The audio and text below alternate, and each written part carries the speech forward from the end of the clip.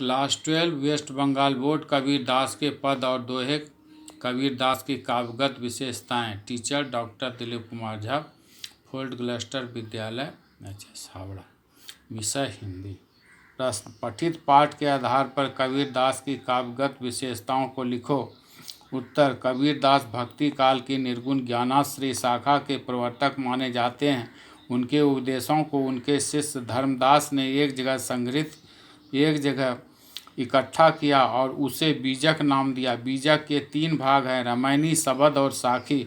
हमारी पाठ्य पुस्तक में कबीर दास की साखी से 10 दोहे और पद संकलित किए गए हैं। साथ ही इन दोहों और पदों के आधार पर कबीर दास की काव्यगत विशेषताओं को निम्नलिखित शब्दों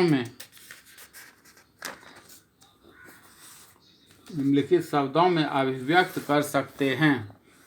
पहला, गुरु की महानता का गुणगान। कबीर दास ने अपनी साखी के आरंभ में ही गुरु की महानता का गुणगान किया है। गुरु की कृपा से ज्ञान का प्रकाश मिल गया।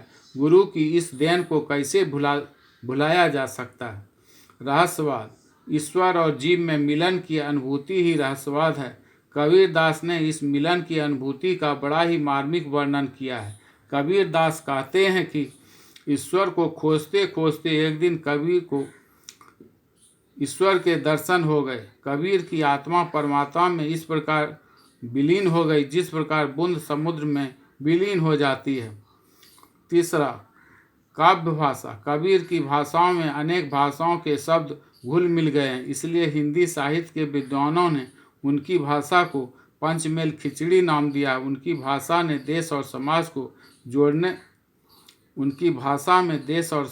जोड़ने की अद्भुत शक्ति मौजूद है। सभी छात्रों को ढेर सारी शुभकामनाएं।